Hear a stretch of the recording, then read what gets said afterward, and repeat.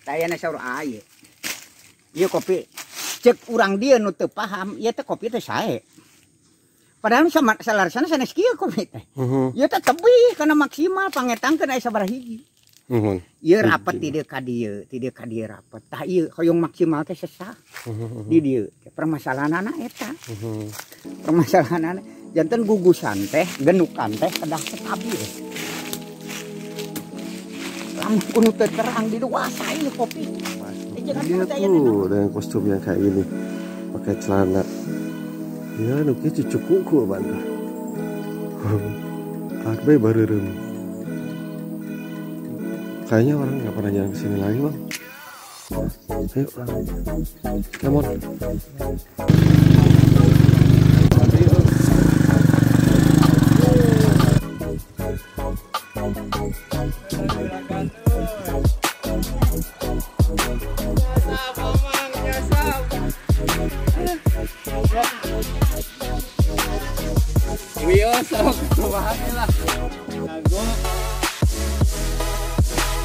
Iya hijau enak bang, jalan.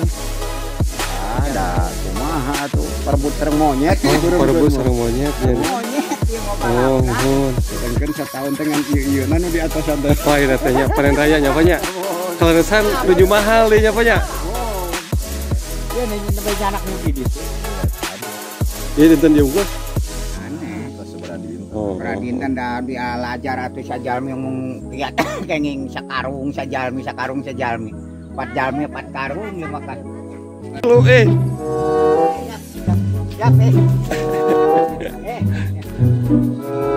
udah ngikutin gue nih. Tuh. Langkung 10 tahun. Langkung coba ya. Langkung 20 tahun atas. Aya. 20 tahun ya, Pak. Kai kopi dia mah dinakan kan tempat anu stabil mah atuh dasar kan tahu. Oh gitu.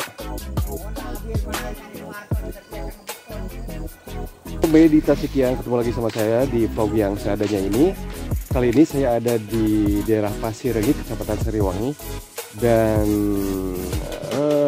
berkesempatan untuk menjumpai salah satu petani kopi di Galunggung, yaitu Bapak Sarga. Bapak siapa? Sarga. Bapak Sarga. Bapak Sarga ini salah satu petani kopi yang akhirnya memperkenalkan saya ke kopi-kopi yang sudah berumur puluhan tahun. Ada 20 tahun ya? Nah, iya. Ayo. Yakin. Yakin ada kopi-kopi di sini umurnya 20 tahun. Itu yang nanam siapa tuh? Yang nanam dulu orang lain sebetulnya, saya beli di sini. Oh. Orang ya cuman seneng nanam tapi dia nggak mau ngurus. Yang sebetulnya kurang paham dia. Ya. Akhirnya Bapak tekal gitu? Iya.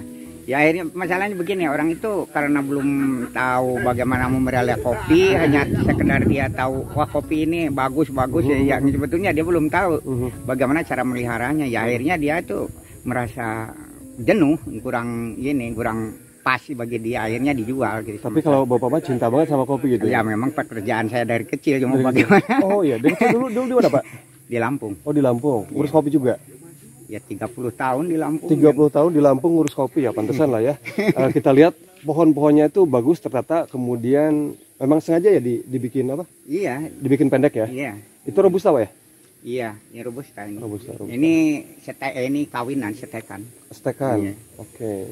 Cuman yang saya ini tertinggal dengan di Lampung sekarang ini ya masalah bibit. Jadi ini saya bibit yang model-model sekarang ini, yang baru-baru ini ya tertinggal itu masalahnya. Kenapa tertinggal Pak? Ya jenisnya. Oh, strainnya beda. Beda. Dia lebih bagus. Oke. Ada yang sifat mirip-mirip. Kalau kopi begini kalau lagi muncul benar, kalau dikurang ya susah ngendali, memang kurang. Berarti harus ada peremajaan atau memang nanti harus disambung sama betang yang baru? Bukan. Ya masalahnya sifatnya kopi ini begini, kalau yang dipakai di Lampung sekarang ini yang tani benar ya. Jadi tiap tahun itu seumpamanya per hektar dapat 3 ton ya 3 ton gitu. Oke, Pak. Jadi perhitungannya begitu. Kalau ini bisa 4 ton tapi bisa 2 ton bahkan kurang. Iya. Itu perhitungannya. Tapi alhamdulillah sekarang kopi lagi bagus ya? Ya alhamdulillah sekarang. Alhamdulillah sekarang ini. Kalau dan sekarang dijagain Pak ya? Apa? Dijagain. Iya. Karena kopi lagi mahal. Takut diambilin. Ya pokoknya yang jelas kita syariat lagi. Syariat. Takut diambilin sama tadi yang tadi udah saya dengan Maaf, ini kopi ini nggak bisa diambil sampai merah betul. Kita ini yang penting udah tua kita ambil karena apa? Di sini banyak tantangannya, terutama ya kera. Ya kera ya. Binatang hutan gitu. Itu cara mengatasinya gimana Pak? Apa? Nggak ada cara bisa mengatasinya mereka? Ya mengatasinya hanya ditunggu. Kalau nggak ditunggu ya mau bagaimana? Ya kita ada selah sedikit aja udah diambil monyet. Iya. Kera. Tapi tadi ada sahabatnya Pak ya? Apa? Yang jadi sahabatnya salah satunya ada? Maksudnya? Itu yang tadi. Oh, Dek, iya. ayo dek. Ya mungkin diakalin terus ya mungkin bisa, tapi alangkah ini. Iya. Ya sebetulnya dibilang salah ya salah cara pengambilan begini. Oke. Tapi mau bagaimana kita bisanya begini? Ya, yang pasti ini kalau hijau seperti ini kualitasnya gimana Pak? Ya kalau kualitasnya mudah-mudahan masih bagus ya. Ini cuman istilahnya enggak seenak seperti kopi sampai merah. Oke. Nah itu perhitungannya ke sana. Ya. Kalau sampai merah ya mungkin rasa atau harumnya itu berbeda gitu. Tapi kalau untuk bobot itu perhitungannya asal jangan terlalu muda. Kalau udah tua begini enggak masalah. Iya. Enggak banyak hitam, ini boleh dibuktikan nanti. Masuknya kopi asalan Pak ya? Iya, kopi asalannya. Iya. Ya berapa tahun? Ini usia hampir setahun setengah lah dari penyambungan. Ini bibit yang dari Lampung? Ya, Lampung Barat. Oke.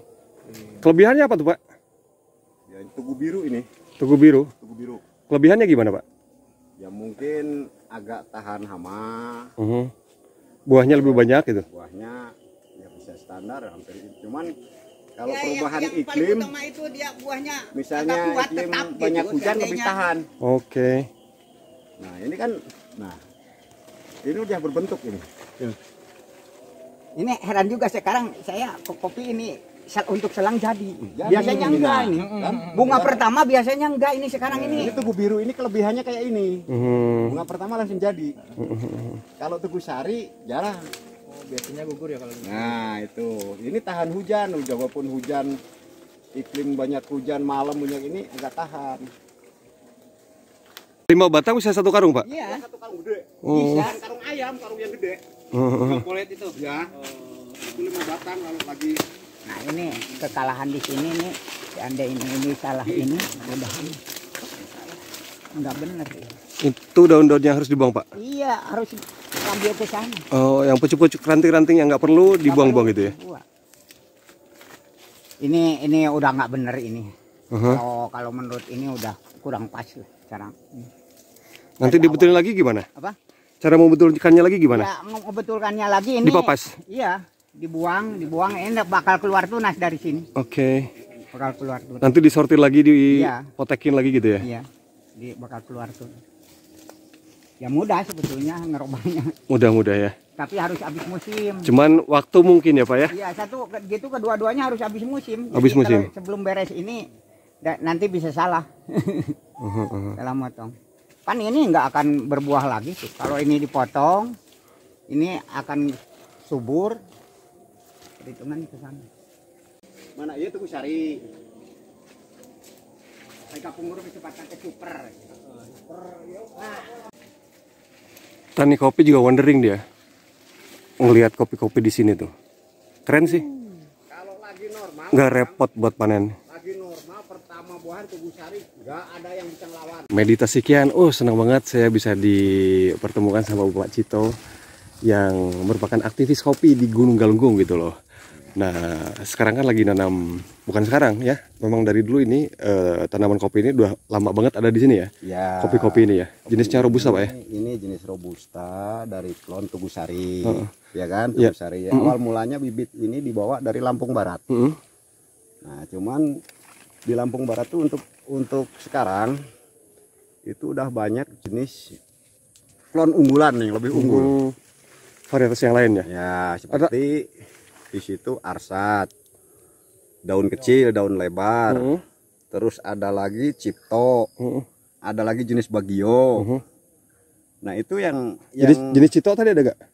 ya itu saya yang jenis cipto mah bukan buat jenis kopi. Gitu, Pak. Ini kan Kasih nama aja di sini jenisnya jenis Cito Pak.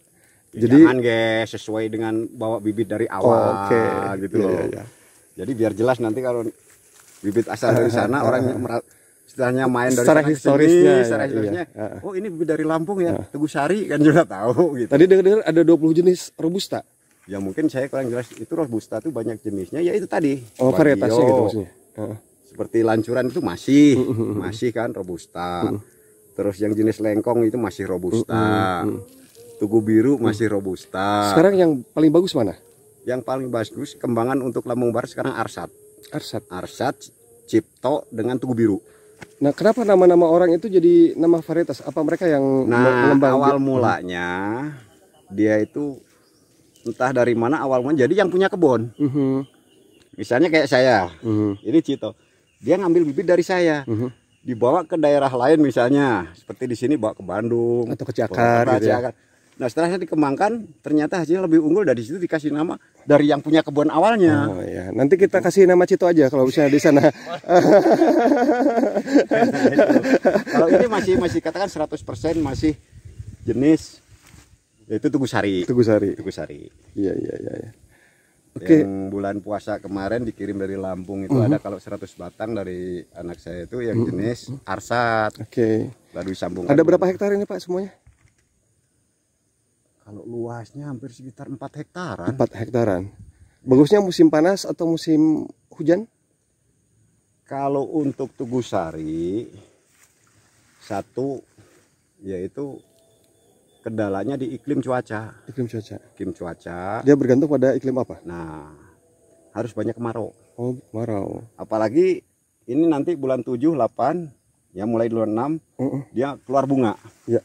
Nah, keluar bunga seperti ini kalau lagi full, 1-3 hari dari kucup sampai mekar, jangan sampai kehujanan. Itu kembangan Tugu Sari. Kalau kehujanan Kalau gagal. kehujanan mutung. Nah, itu kembangnya. Iya. Tuh. Ternyata bukan cuma manusia aja yang suka mutung ya. Tanaman juga demikian ya. Mungkin. Iya. Cuman kalau tanaman mutungnya di situ dari kembang ada, kalau manusia kan lain mutungnya. Karena nikah ekonomi lagi mungkin. gitu ya. Nikah lagi jadi gitu. Ya, karena lihat yang lain. Makasih Pak Cito. Iya, sama-sama. Dan untuk tahun depan cukup kayak gini aja. Harusnya berapa? Bersih. Nah, satu Sedikit ini. doang gitu Pak ya? Ini nih Pak. Coba lihat. Nah, batang pokok ini selalu harus kesinaran matahari. Batang pokoknya. Nah, sini jangan sampai ada dahan seperti ini yang mulang ke sini nutup ini. Oke. Itu. Nah, seperti ini balik ke sana kan. Harusnya dibuang tapi sayang. Oh, sayang sekarang berbunga ya. Nah, karena nggak ada lagi. Loh, ini harusnya dibuang karena dia balik ke sana. Jadi harusnya rungkunnya ke sana kemari gitu ya. Nah, muter keluar semua dari pokok. Oke. Seperti ini kan panennya enak gitu loh. Yang mana? Ini terlalu rendah. Terlalu rendah Pak ya? Terlalu rendah. Minimal 1,20. 1,20 meter minimal tingginya. Kita ngerjain juga pakai mesin enak, menyemprot enak, nggak dok. Oh iya.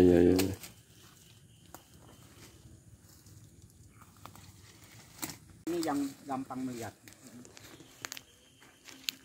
Ayam pangjang tah. Oh, katingali. Tuh. Iya pan sanes sih. Tapi iwo pan benteng. Oh iya. Mana anak kesuburan kan. Tuh. Kayak teh candi tunas sih. Itu masih parah. Iya teh Kang Ujang kamari teh kebon teh tertutup. Ujukut. Jangkung kena jukut. Jangkung kena jukut yang kebon. Wah, abis teh kagak.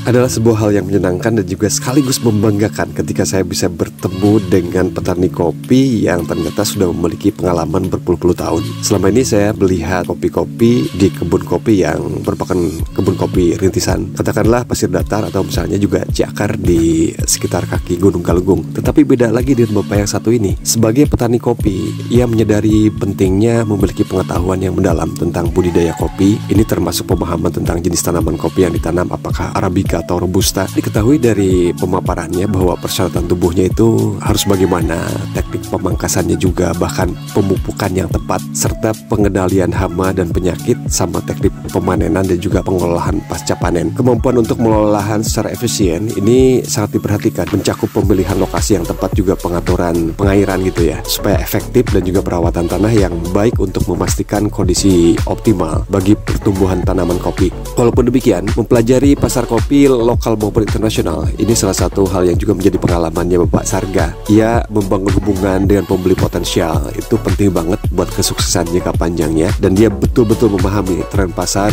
sama kebutuhan konsumen, katanya merupakan kunci untuk memaksimalkan pendapatan dari hasil panen kopi. Dan saya melihat juga di sini ada praktek pertanian yang berkelanjutan. Ya katakanlah konservasi dan sustainable seperti itu penting ya dalam menjadi petani kopi yang berhasil.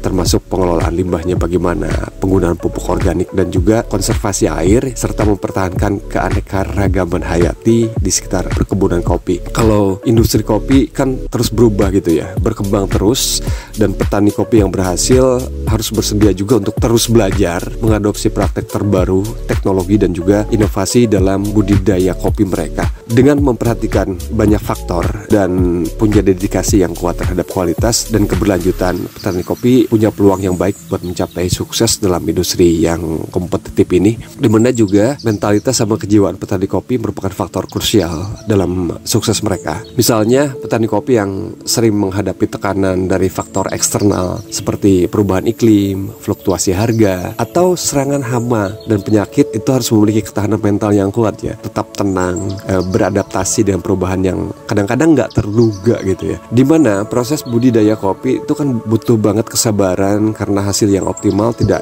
dapat dicapai dalam semalam. Petani perlu tetap tekun dan juga merawat tanaman dari fase penanaman hingga panen. Kemudian menghadapi tantangan yang mungkin muncul di sepanjang prosesnya kayak hama dan lain-lain, dan punya kesadaran akan resiko, di mana budidaya kopi juga melibatkan risiko yang signifikan termasuk cuaca, harga atau gangguan lain. Petani kopi memang seringkali dihadapkan pada keputusan yang agak sulit gitu ya. Harus memiliki keberanian buat mengambil resiko yang terukur, menghadapi tantangan dengan sikap yang positif dan solutif. Nah, kalau misalnya mentalitasnya udah kayak gini nih, udah kuat banget dan positif, petani kopi punya kesempatan juga yang lebih baik untuk mengatasi tantangan, meningkatkan produktivitas dan juga mencapai sukses dalam jangka panjang di industri yang memang dinamis ini. Tapi walaupun demikian, ada kekhawatiran dari Bapak Sarga tentang siapa yang nanti bakal mengurus atau menjadi penerus kebun kopinya.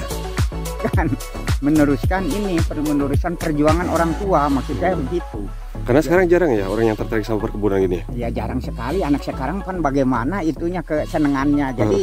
Jadi YouTuber gitu ya Pak. Nah, jadi adanya harga kopi model begini bisa untuk memancing anak itu mempunyai kesenangan, ya akhirnya yang mudah-mudahan nanti bisa tertaji walaupun harga murah seperti kemarin harga di bawah 20.000 saya enggak masalah Pak ya. Enggak masalah. Karena kecintaan terhadap alam ya.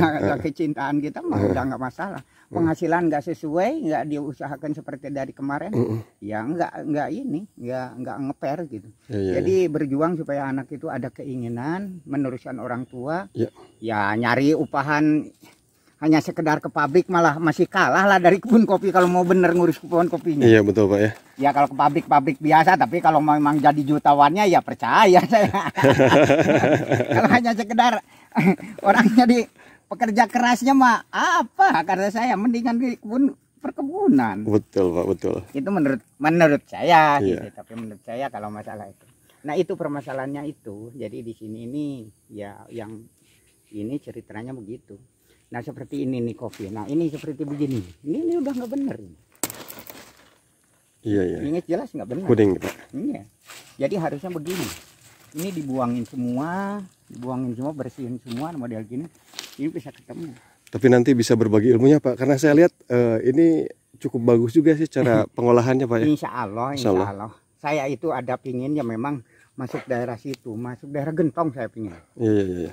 Saya sampai punya cita-cita seandainya di sini ada rezeki, anak udah beres kuliah, ini tinggal yang satu. Iya. Ada yang meneruskan 6, ya Pak. Semester 6 sekali. Jadi kalau udah beres itu, pikiran ini biar anak yang nurusin, saya nyari tempat yang benar-benar untuk berkebun pas segala sesuatunya. Ya pas itu harus segala sesuatunya. Tanahnya kebeli, iklimnya yang bagus, iklimnya yang bagus gitu, keamanannya bagus, orang yang kerja ada. Oke. Itu yang persyaratannya. Pokoknya ideal banget ya Pak ya.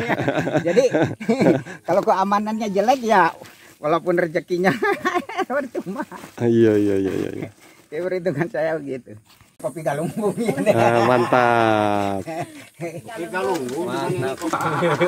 Di daerah Kaujang di ditu salaresna lain kedah di stekil sistem neangan bibit anu sahe di lajur tapi sistemna sistem kawas di Brazil. Jadi anu sistem pagar teh. Jadi kopi anu di daerah anu istilahna di daerah Seueur Keusik tetap kedah aya bayang. Lamun teu aya bayang ya terjadilah seperti di dieu.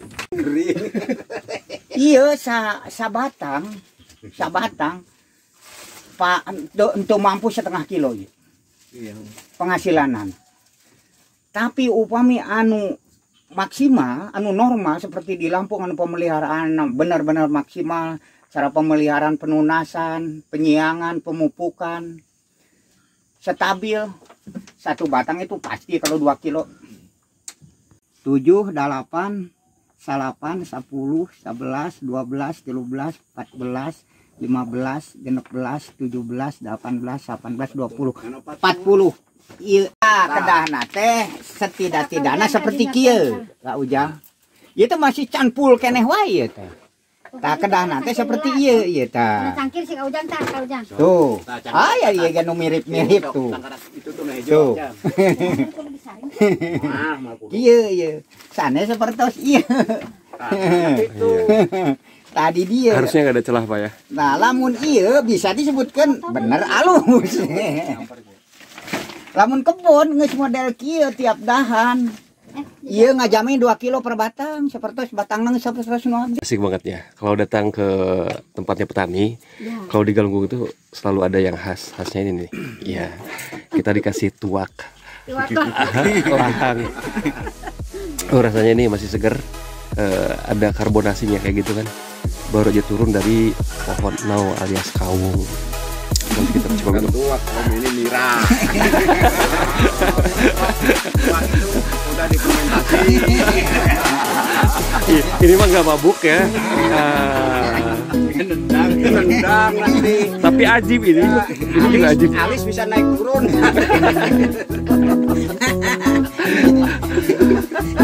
Nggak minum tuak aja tadi udah sasap Pak.